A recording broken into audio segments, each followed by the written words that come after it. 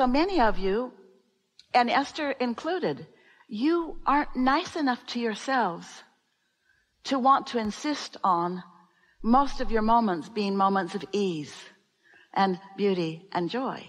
Because somewhere you picked up along your physical trail this thing that you need to pay some price. And really, when you're calibrating to other humans, the more you sweat and the harder you breathe, the more you are revered as those that are getting out and getting it done. You see, most people aren't understanding that you're calibrating to the energy that creates worlds, and you're masterful in your ability to attract, you see. This is what it's about. All of the answers will come to you. All of them. The thing that is really a helpful thing to acknowledge is that because of resistance, which just means, really, it means difference. It means difference in frequencies. Because of that, when you ask a question, the frequency, the way the question feels and the way the answer feels are very different feelings. Let there be a little distance between, if you let yourself just feel what you're feeling and ask the question and get it out there. You've done the work of the asking, and the answer is already all queued up for you. And then at a time when you are less resistant, you can allow the solution or the answer to come. The frequency of the question and the frequency of the answer, big difference. The frequency of a problem and the frequency of a solution, big difference.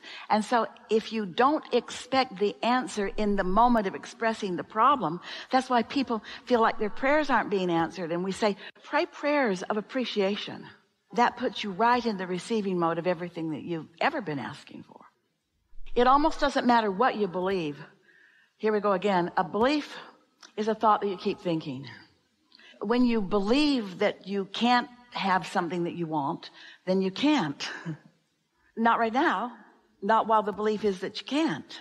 And so you've got to soothe that belief, that frequency, that emotion into something that feels better. It's not something to see. It's something to feel. And it doesn't matter what it is. You only have to know when it's there. And it's there every time you feel anything from the lower half of the emotional scale. Boredom, resistance, pessimism even more, frustration even more, overwhelmment even more, disappointment even more, doubt, all the way down to fear, grief, depression. And so that's how you know. So that's your indicator of what's in the way. And it doesn't matter what it is. You don't have to find out what the culprit is that caused one of those emotions and wrestle it to the ground and kill it. You don't have to figure out what it is and then go to therapy and see if you can get rid of it. You just have to find a matching thought to something that is optimistic. You're just looking for existing matches to the upper half of the scale, and that automatically takes you out of focus with whatever it was, and it doesn't ever matter if you ever understand what it was. Because as you soothe yourself, then you match different things. It's easier than you thought, isn't it? Does that make sense to you? Humans are we love you so much. You want to be so precise. You want to be able to explain yourself to everybody, and you want to be able to explain, well, I figured out what was wrong, and it was this and this and this. And the whole time you're explaining it, you're calibrated to it. So you're holding yourself in that frequency. It's like Jerry used to tell the story to Esther that he sat in front of the fireplaces, and the logs in that part of the country were they spit sparks all the time. And when one would get on his sweater, if he brushed it off quickly, not any problem. But if he didn't notice it, then it would burn a hole in his sweater. And it's the same sort of thing. When you've got something that doesn't feel good and you don't do something about it, it becomes more, because the law of attraction makes whatever is active in your vibration more, you see. And so once you understand that you've asked and it's been given, now just find a match that feels good, that feels like something that feels good to you, and we know you know the difference. Then you've accomplished a calibration, and then we have something to say to you. Hang on. Let's go into a new room together. Let's say that you all are hearing this and getting this and willing to try this.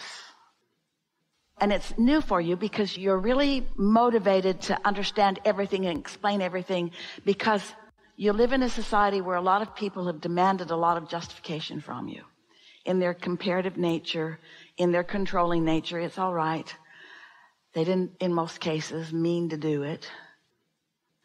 So you are willing to try this game. It's a priceless, valuable game where you're just going to realize when you're having a negative emotion. And so you get better and better at honoring your own requests, you see. Here's the new room that we wanted to walk in with all of you together. So you feel the negative emotion. That's all that matters. You're aware that you're feeling some uneasiness. It's in early subtle stages. It hasn't reached the place that there's some disastrous culmination.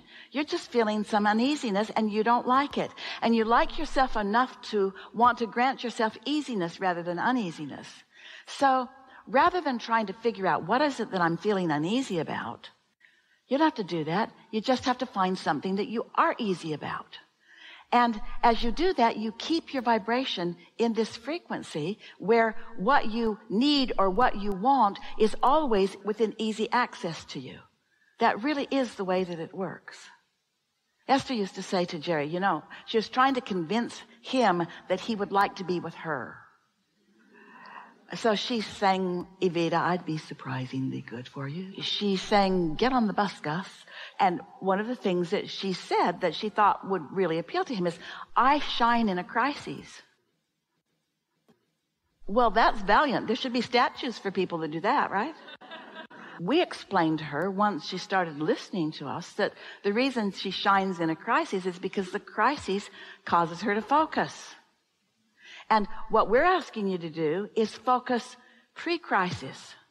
Focus at softer, more subtle. It's easier if you convert those words, frequency, vibrations, energies, even words like resistance, into words like happy, sad, nervous, calm. In other words, your emotions are your vibrational indicators. Your emotions are your guidance system, and without them you cannot calibrate. So this conversation matters. So do you know the difference between being worried and at ease about something? The nice thing about emotions, words don't really teach. And so we can say a lot of words, but the beautiful thing about emotions are that you can feel the difference. In other words, Esther knows when she's calm and she knows when she's agitated, don't you? When you're calm, you're in the allowing mode. When you're agitated, you're not. When you're happy, you're in the allowing mode. When you're mad at somebody, you're not. You are more than this physical apparatus. You're an extension of source energy that is consciousness. Not something that you can hear or see or smell or touch or taste. It's consciousness and it's vibration. And so this non-physical part of you is perceiving in every moment whatever it is you're perceiving. You're walking down the street. Your inner being is aware that you're walking down the street. Your inner being is aware of your body, of your movement, of what's around you, of what the fragrances in the air are, everything in your environment. Your inner being is aware of that. And you have an awareness too. And the blending of those two awarenesses equals your total experience. So the vibrational frequencies are important to understand because you are like a two-headed monster, so to speak. You have your inner being who has perception and you who have perception, and the frequency of your inner being and the frequency of you equals whatever your emotions are.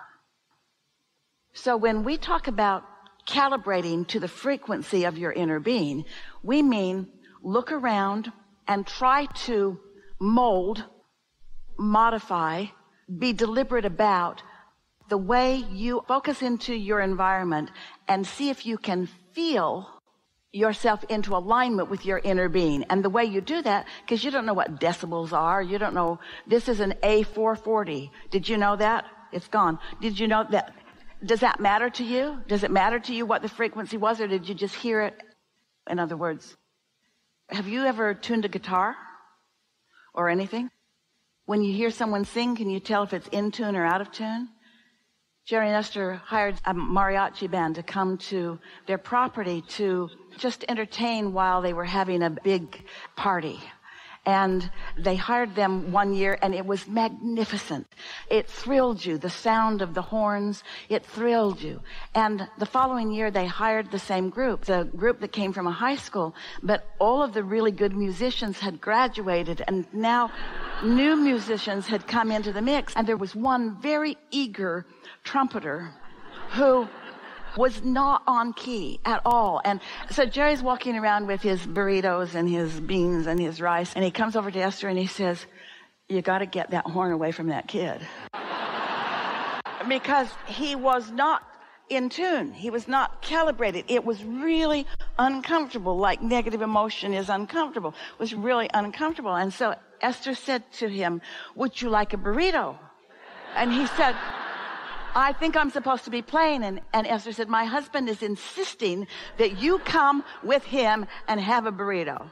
And so he went and had a burrito, and then everything was so much better because the discordant thing was not in the mix of it, you see.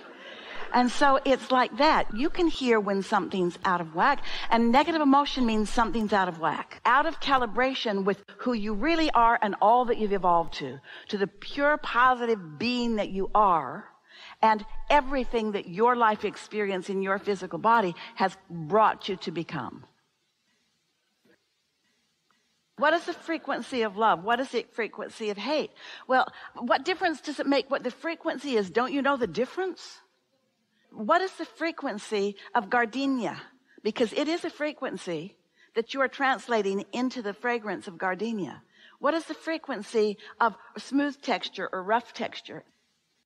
What's the frequency of that? Does it matter? Rough, smooth. Does it matter? Aligned, not aligned. Allowing, not allowing. Yeah? So let's just recap here just a little bit. So how was that for you?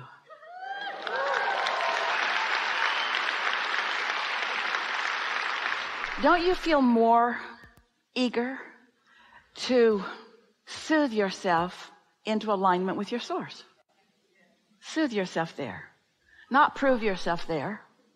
Soothe yourself there. Is it a good feeling to you to know that as you're moving through the details of any day, that your inner being is moving through those same details with you? And that your inner being is never questioning why you're doing what you're doing or judging you or trying to get you to do something different. Just there. Just a steady presence of knowing exactly what you want from every moment in time and emitting a vibration that when you tune to it, then what you want will be your experience. Did you hear that? So if you're tuning to anything that feels good, you're covered. Anything that feels good puts you in the vibrational proximity of the person walking down the street who gives you the information that you were just wondering about. Or the sign that you didn't even know that was there, that has been there, but now that you can see it. In other words, everything around you, your world is about to be, just as a result of this little bit of time that we've spent together today, transformed into this magical, responsive, wonderful experience. But you got to know how it works, and you got to love yourself into letting yourself experience it. And don't try too hard to explain it to others, except through the clarity of your example.